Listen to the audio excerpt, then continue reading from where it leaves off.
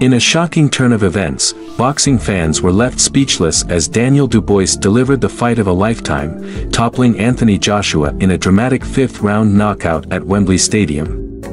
With over 96,000 fans in attendance, the atmosphere was electric, but no one could have predicted how quickly the tides would turn. From the opening bell, Dubois dominated, sending Joshua to the canvas multiple times before landing the final, crushing blow. This isn't just another victory, it's a career-defining moment for Dubois and a brutal wake-up call for Joshua. Could this be the end for the former heavyweight champion, or is a fiery rematch on the horizon? Stay tuned for all the explosive details and reactions. The fighters had already made their entrances into the ring. First, Dubois made his way from the backstage area, walking towards the ring while wearing a simple black tunic. His monogram was displayed on the chest, and 50 Cents in the club played in the background, setting the tone for his arrival. As he walked down the long aisle toward the ring, he appeared relaxed yet confident, clearly ready for the match ahead. As he stepped into the ring through the ropes, fireworks erupted from the roof of the stadium, adding to the spectacle and excitement in the air. Following Dubois, it was Joshua's turn to make his entrance. Joshua appeared wearing a traditional white robe with black trim and black sequins on the shoulders. The atmosphere shifted as Jay-Z's public service announcement blasted through the stadium's sound system, the volume so loud it could be felt throughout the arena. Joshua looked intensely focused as he made his way down the illuminated catwalk, which led directly to the ring. The scene was electric, and the crowd was fully engaged. As Joshua entered the ring, the British national anthem, God Save the King, played, and it seemed that every one of the 96,000 fans in attendance sang along, creating a truly memorable moment. After the anthem, the fighters were formally introduced by the legendary ring announcer Michael Buffer. The referee, Marcus McDonnell, gave the final instructions to both fighters before their teams exited the ring. The bell rang, signaling the start of the fight, and Joshua was knocked down in the very first round. Round 1. As the first round began, the fighters took their positions, with Joshua dressed in white trunks and Dubois in black. Dubois wasted no time asserting his dominance. He immediately moved forward, taking control of the center of the ring and establishing his presence with a sharp, active jab. Dubois' confidence was apparent as he stayed on the front foot, using his jab to keep Joshua at bay.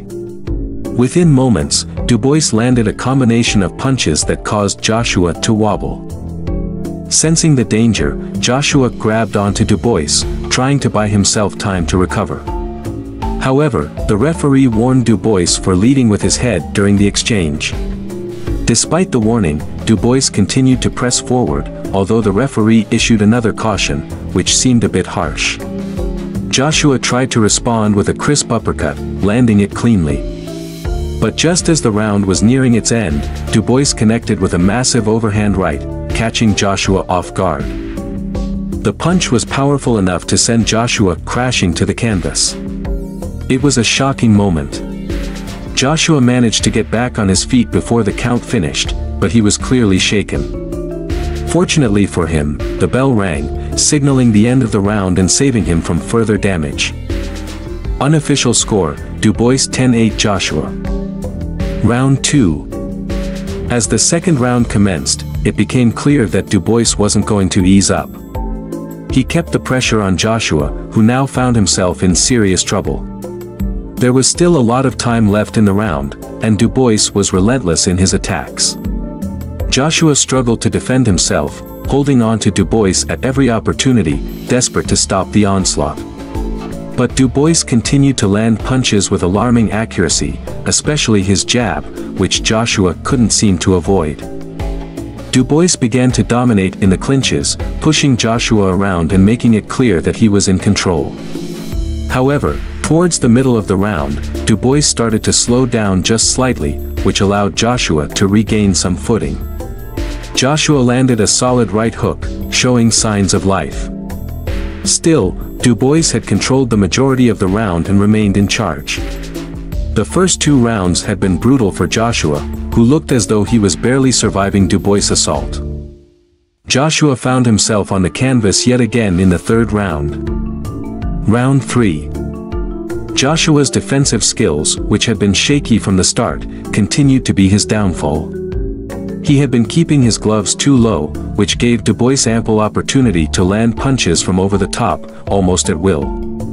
About 20 seconds before the end of the round, Dubois landed a crushing left hand that seriously rocked Joshua.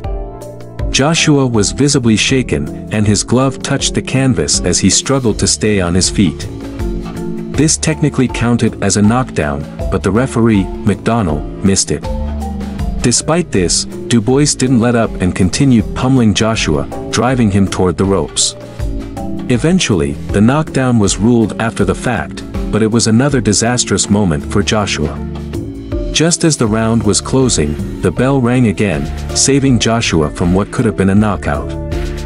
Round 4.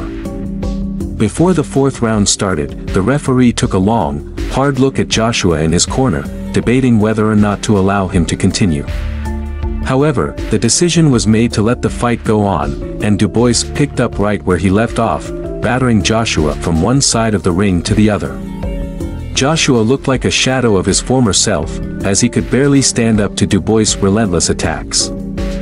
At one point, it appeared as though Joshua went down again, but this time, the referee ruled it a slip, and the fight carried on.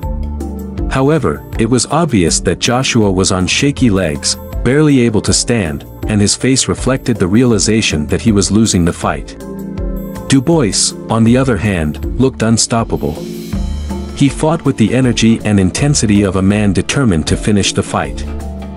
His performance in this round was nothing short of stunning, as he continued to dominate the former Olympic champion. Joshua went down yet again in the fifth round. Round 5. By the fifth round, it was clear that Joshua was struggling to keep up. He couldn't avoid Dubois' punches, no matter how hard he tried. Yet, just when it seemed like Dubois was about to finish him off, Joshua found a burst of energy and landed a massive uppercut that momentarily stunned Dubois. The crowd erupted as a firefight broke out between the two fighters. But just as quickly as Joshua had hurt Dubois, Dubois responded with a crushing right hand that landed flush on Joshua's chin, sending him crashing to the canvas once again. This time, Joshua remained on the ground, lying on his side as the referee began the count. As the count reached 5, 6, and 7, it became clear that Joshua wasn't going to get up in time. The referee finished the count, and Dubois was declared the winner by knockout. Michael Buffer made the official announcement, confirming that Dubois had won by knockout at 0:59 of the fifth round. The crowd of 96,000 at Wembley Stadium had witnessed an unforgettable performance from Dubois, who had secured the biggest victory of his career. After the fight, Dubois couldn't hide his excitement as he shouted to the crowd, referencing the Gladiator theme from earlier in the week, "Are you not entertained?" During his post-fight interview, Dubois expressed his gratitude for the journey that had led him to this moment. He thanked the fans, saying, "It's been a long journey. I'm grateful to be in this position." He went on to describe himself as a gladiator, a warrior who was ready to fight until the bitter end. Dubois made it clear that his goal was to reach the top level of the sport and fulfill his potential, expressing his determination to keep going. He added, "God bless you all." When asked about his recent resurgence, including his emphatic victories over Jarrell Miller and Philip Hrgović, Dubois credited his family and team for helping him along the way. He explained that their support had been crucial in getting him through tough times and allowing him to thrive in the ring. Dubois referred to his career as a roller coaster ride and emphasized that this was his moment of redemption. He was determined not to stop until he reached his full potential. Joshua, meanwhile, was asked what had gone wrong in the fight. He gave credit to Dubois and his team, acknowledging that they had rolled the dice for success but had come up short. Joshua was visibly frustrated but remained composed, vowing to stay professional and show respect to his opponent. He expressed his desire to keep fighting, even hinting at a rematch. Joshua's promoter, Eddie Hearn, confirmed that they would be exercising the rematch clause in the contract, meaning a Dubois-Joshua rematch could happen in the future. As for Dubois, when asked who he wanted to fight next, he responded quickly and decisively, maybe Usyk. A big shot at redemption. Anyone can get it.